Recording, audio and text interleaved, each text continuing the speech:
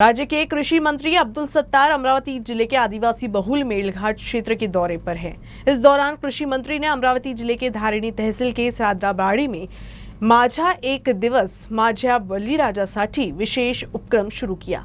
साथ ही किसानों से बात कर उनकी समस्याओं को भी सुना। कृषि मंत्री अब्दुल सत्तार बुधवार की रात सादराबाड़ी गांव पहुंचे। वह किसान शैलेंद्र सावलकर के घर रात भर रुके और सुबह किसानों से अलग अलग विषयों पर चर्चा की। साथ ही किसानों की खेती से संबंधित समस्याओं को सुलझाने का भी प्रयास किया। खास बात तो ये है कि इस दौरान कृषि मंत्री ने माझा एक दिवस माझ्या बळीराजासाठी विशेष उपक्रम शुरू किया। वो फिर खोदा ही नहीं है, उसका पानी नहीं निकाला। अच्छा। हाँ, बंद कर दिया। आपको कुआं मंजूर है? हाँ मंजूर है। वाली डॉक्टर बनती, इंजीनियर बनती, आपको 2 रुपए 3 रुपए किलो के गेहूँ चावल मिलते हैं। अभी चालू करेगा ये आपका है। अच्छा नहीं है, आपकी फाइल भरते हैं आप, लेकिन फिर भी तुम्हारी जितनी नुकसान हुई है सबके पंचनामे होंगे, पूरे गांव को पैसा मिलेगा सरकार। अमरावती जिले के दौरे पर आए कृषि मंत्री जिस स्थान पर ठहरे थे वहां से महज 5 किलोमीटर दूर एक युवा किसान ने आत्महत्या कर ली। धारिणी तहसील के लाकुड में युवा किसान ने आर्थिक संकट से परेशान होकर आत्महत्या की। अमरावती विभाग में किसान आत्महत्या के मामले तेजी से बढ़ रहे हैं। एक और जहां यवतमाल जिले में आए दिन किसान मौत को गले लगा रहे हैं, तो अमरावती जिले में भी ये सिलसिला शुरू हो गया है। जिले की धारिणी तहसील के लाकुड में एक युवा किसान ने आत्महत्या कर ली। खास बात ये कि जिस जगह यह आत्महत्या हुई है उससे ठीक 5 किलोमीटर की दूर सादराबाड़ी में राज्य के कृषि मंत्री अपने दौरे के दौरान ठहरे हुए थे। मृत किसान का नाम अनिल ठाकरे हैं। बीते दिनों विदर्भ में अतिवृष्टि के चलते किसानों को भारी नुकसान हुआ है। इतने बड़े संकट के बीच में किसानों को सरकारी मदद की बात तो दूर, कई जगह तो पंचनामा तक नहीं हुआ है, जिस वजह से किसान परेशान है। धारिणी तहसील पहले से ही कई तरह के संकट से जूझ रहा है। जिला मुख्यालय में सैकड़ों मील दूर कई आदिवासी भागों में अब भी मूलभूत सुविधाएं नहीं है। मौजूदा स्थिति किसानों के लिए स्थिति को और भी ज्यादा विकराल बना रही है। ऐसे में युवा किसान के खुदकुशी से स्थानीय किसानों में प्रशासन और सरकार के प्रति नाराजगी है। काल लातूर येथील आदिवासी शेतकऱ्यांनी कर्जापोटी व सतत नापिकीमुळे धारिणी तालुक्यात जे अतिवृष्टी झालेली आहे त्याचे आजपर्यंत कृषी विभागामार्फत कोणतेही पंचनामे करण्यात आलेले नाही व याकडे शासनाचं सतत दुर्लक्ष आहे। त्यामुळे कर्जापोटी अनिल सूरजलाल ठाकरे या आदिवासी शेतकऱ्यांनी आत्महत्या केलेली आहे। प्रशासनाच्या शासनाच्या कोणत्याही ध्यान धारिणी तालुक्यात नाही तथा मेळघाटात नाही। या आदिवासी शेतकऱ्याला याचे संपूर्ण कर्ज माफ करण्यात यावे व मेळघाटातील संपूर्ण शेतकऱ्यांचे जे कर्ज आहे ते माफ करण्यात यावे ही शिवसेनेची मागणी आहे। नागपुर शहर में गणेश उत्सव के चलते पुलिस ने कड़े सुरक्षा बंदोबस्त किए हैं। शहर में शांति व्यवस्था बनाए रखने के लिए पुलिस ने 500 से ज्यादा अपराधियों की कुंडली तैयार की है और उन्हें अलग अलग नियमों के तहत जेल में भेजा जा रहा है ताकि नागरिक भयमुक्त माहौल में शांतिपूर्ण ढंग से गणेश उत्सव के इस त्योहार को मना सके। शहर में गणेशोत्सव के मद्देनजर पुलिस अलर्ट हो गई है। पिछले दिनों अमरावती शहर और जिले में हुई कुछ घटनाओं को ध्यान में रखते हुए इस बार गणेशोत्सव पर पुलिस कुछ ज्यादा ही सजग है। वैसे भी 2 साल के बाद गणेशोत्सव का त्योहार बड़े ही धूमधाम से मनाया जा रहा है। इस दौरान कोई भी अप्रिय घटना न हो, इसका ध्यान रखते हुए वरिष्ठ पुलिस अधिकारी खुद शहर का जायजा ले रहे हैं। पुलिस आयुक्त डॉक्टर आरती सिंह शहर के अलग अलग थानों का मुआयना कर अपराधी प्रवृत्ति के लोगों पर नजर रखने के निर्देश दिए। शहर में पुलिस ने अपने अपने थानों की सीमा के भीतर विशेष अभियान शुरू कर दिया है ताकि गणेशोत्सव के अवसर पर आयुक्तालय क्षेत्र में कोई असामाजिक गतिविधि न हो। पुलिस ने 129 अवैध शराब विक्रेताओं को गिरफ्तार किया है। साथ ही 20 जगहों पर छापेमारी कर जुआरियों को गिरफ्तार किया है। साथ ही गैर जमानती वारंट में शामिल 79 अपराधियों को गिरफ्तार किया गया है। इस तरह से 610 अपराधियों पर प्रतिबंधात्मक कार्रवाई की गई है। साथ ही 25 लोगों पर कानून व्यवस्था बिगाड़ने का मामला दर्ज किया गया है। पुलिस अपराधियों पर पैनी नजर रखे हुए है। अमरावती जिले में लव जिहाद जैसे मामले को लेकर सांसद डॉक्टर अनिल बोंडे ने बड़ा खुलासा किया है। उन्होंने लव जिहाद के चक्कर में लड़कियों को फंसने से बचने का आग्रह किया है। लव जिहाद एक गंभीर मुद्दा बन गया है। लव जिहाद के बढ़ते मामलों को देखते हुए युवक युवतियों को इस तरह के मामले से दूर रहने की सलाह दी जा रही है। अमरावती जिले के धारनी तहसील में भी एक ऐसा ही मामला सामने आया है। एम्बुलेंस चालक मुस्लिम युवक ने एक उच्च शिक्षित युवती को प्रेम के जाल में फंसाकर उसे अमरावती के चंद्रविला नामक ट्रस्ट की मदद से उससे शादी कर ली। शादी के बाद युवती का स्वास्थ्य बिगड़ने के बाद उसे सरकारी अस्पताल में भर्ती कराया गया, जिसके बाद ये पूरा मामला सामने आया है। सांसद डॉक्टर बोंडे ने पीड़ित युवती और उसके रिश्तेदारों से मुलाकात की और उसकी स्थिति के बारे में जानकारी ली। घटना की गंभीरता को देखते हुए उन्होंने आश्वासन दिया है कि वह पीड़ित युवती के परिवार को हर संभव मदद मुहैया कराएंगे। दूसरी ओर डॉक्टर अनिल बोंडे ने इस मामले में आक्रामक रुख अख्तियार किया है और युवक युवतियों को इस तरह के मामलों में सतर्क रहने की सलाह दी है। मध्ये काल एक हिंदू मुलगी ही BSc झालेली आहे आणि एक मुस्लिम मुलगा जो 9वा वर्ग शिकलेला आहे त्यांचं लग्न लावून देण्यात आलं। अमरावतीमध्ये चंद्रविला ट्रस्ट इथल्या एका बोगस वकिलाने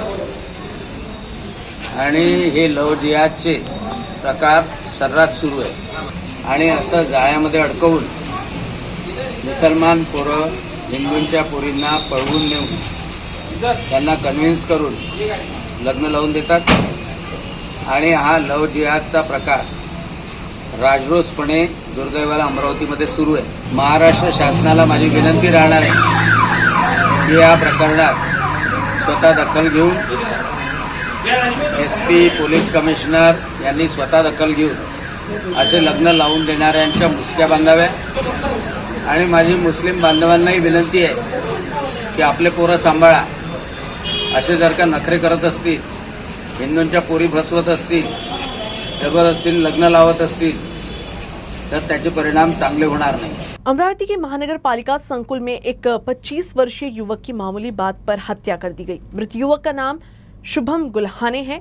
इस मामले में कोतवाली पुलिस ने एक व्यक्ति को हिरासत में लिया है। शहर के जवाहर गेट स्थित मनपा संकुल में खून से लथपथ एक युवक के पड़े होने की जानकारी सिटी कोतवाली पुलिस को मिली। सूचना के आधार पर पुलिस वहां पहुंची और उस युवक को जिला सामान्य अस्पताल में दाखिल कराया। हालांकि इलाज के दौरान उसकी मौत हो गई। मिली जानकारी के अनुसार शुभम गुल्हाने आपराधिक प्रवृत्ति का था। उसने चौकीदार रायबोले को जान से मारने की धमकी दी थी। बुधवार की रात दोनों के बीच कहासुनी हो गई थी। रायबोले ने शुभम को डंडे से बुरी तरह से पीटा। सिटी कोतवाली पुलिस ने रायबोले को हिरासत में ले लिया है और उस पर हत्या का मामला दर्ज किया है। अमरावती के महादेव खोरी वन क्षेत्र में कुछ नागरिकों ने तेंदुए के 2 शावकों को देखा, जिसके बाद वन विभाग ने शावकों का रेस्क्यू किया। अमरावती शहर से सटे पोहरा जंगल में तेंदुओं की संख्या बढ़ी है।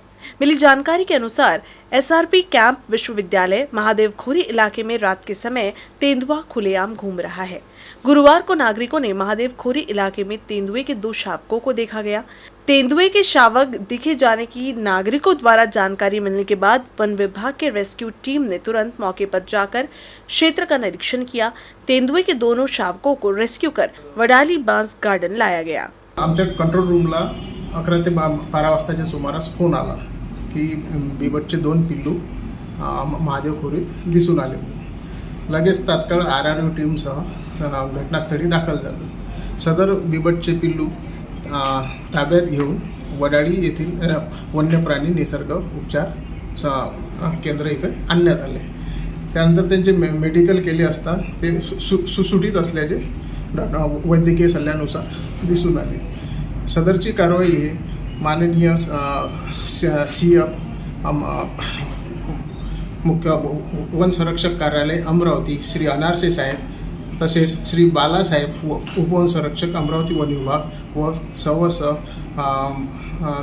ज्योती पवार मॅडम यांचे मार्गदर्शन पुढील कामकाज सुरू आहे। अमरावती शहर में गणेश उत्सव का जबरदस्त उत्साह देखने को मिल रहा है। शहर में गणेश चतुर्थी पर शुभ मुहूर्त में गणराया को विराजमान किया गया। इस दौरान आजाद हिंद मंडल में भी गणराया की मूर्ति स्थापित की गई। इस दौरान शोभा यात्रा और लेजिम पदक आकर्षण का केंद्र रहा। 2 साल के बाद इस बार गणेशोत्सव की रौनक देखने को मिल रही है। 10 दिवसीय गणेश उत्सव की पिछले कई दिनों से तैयारी शुरू थी। अब बाप्पा के आगमन के बाद भक्तजन बाप्पा की आराधना में लगे हैं। वैसे गणेशोत्सव के पहले दिन गणराया का आगमन काफी आकर्षक रहा। अमरावती में आजाद हिंद मंडल का गणेशोत्सव हर बार की तरह इस बार भी काफी चर्चा में है। यहाँ गणराया का आगमन भी बड़े उत्साह के साथ किया गया। इस दौरान आरती और पूजन अध्यक्ष डॉक्टर संदीप दानखेड़े, स्वागताध्यक्ष शैलेश अग्रवाल, उपाध्यक्ष नवीन चोरडिया, कैलाश गिरोटर समेत बड़ी संख्या में गणेश भक्त शामिल हुए। गणपति के आगमन पर स्वागत शोभा यात्रा में लेजिम पथक, ढोल पथक, बाबुलगांव का संदल, बैंजो पथक, भक्ति गीत का डीजे, आकर्षक महादेव का पिंड, भारत माता की झांकी और प्रसिद्ध मूर्तिकार सोनसले द्वारा साकार की गई श्री गणेश की मूर्ति आकर्षण का केंद्र रही।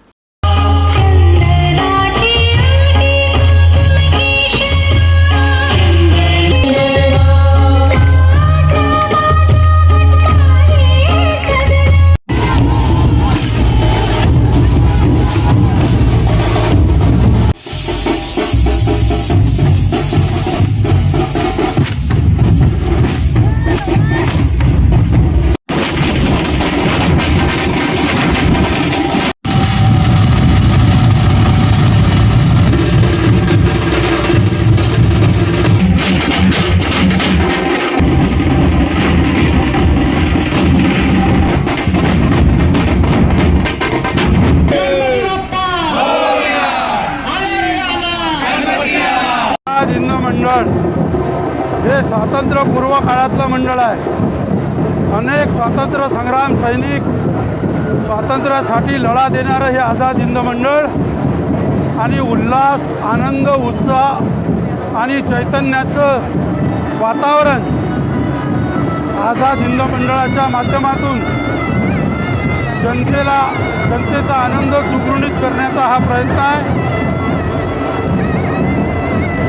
आझाद हिंद मंडळाचा देखावा तामिळनाडू येथील शंकर भगवंताची 25-30 फुटाची मूर्त आणि 12 ज्योतिर्लिंगाचा देखावा यावर्षी साजरा होत आहे.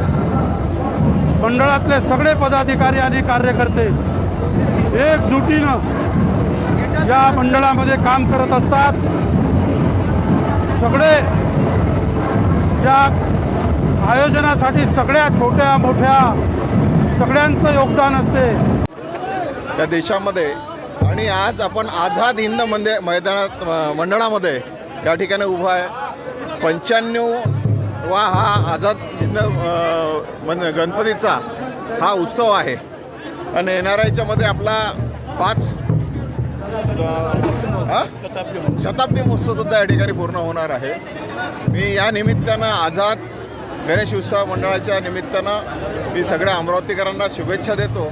आणि हा एक आपल्या अमरावती जिल्ह्यातला हा एक मोठा आझाद हिंद मंडळाचा गणपती म्हटलं तर सगळ्यांना या ठिकाणी येऊन नतमस्तक येऊन व्हावं लागते. आणि प्रख्यात गणपती या ठिकाणी आहे. या ठिकाणी हा जुना खूप 100 वर्षापासून हा चालत आलेला हा मोठा कार्यक्रम गणपति महाराज का इतना होता है। अमरावती जिले के वायगांव में गणपति की पुरातन कालीन मूर्ति है। गणेश उत्सव में इस मूर्ति के दर्शन के लिए दूर दूर से श्रद्धालु पहुंच रहे हैं।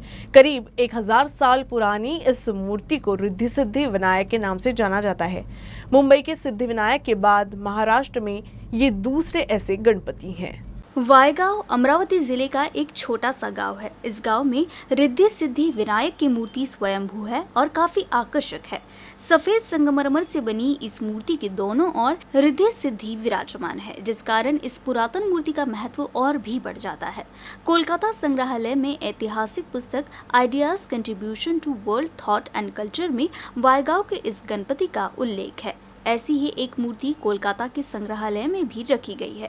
ये मूर्ति अखंड और एक दंत है। अमरावती में महान बाजीराव पेशवा के प्रवास के दौरान ये मूर्ति 16वीं शताब्दी में खुदाई के दौरान मिली थी, जिसके बाद इस मूर्ति को एक वाड़े में स्थापित किया गया था। कहा जाता है कि ये गणपति मनोकामना पूरी करने वाले गणपति है। मूर्ति और मंदिर का मुख पूर्व की ओर है और सूर्य की सुबह की किरणें सीधे मूर्ति पर पड़ती है, इसलिए मूर्ति और भी सुंदर दिखाई देती है। वायगांव के इस गणपति मंदिर में गणेशोत्सव बड़े ही हर्षोल्लास के साथ मनाया जाता है। न्यूज रूम से बस इतना ही। खबरों का सिलसिला यूं ही चलता रहेगा। अब देखते रहिएगा UCN न्यूज अमरावती।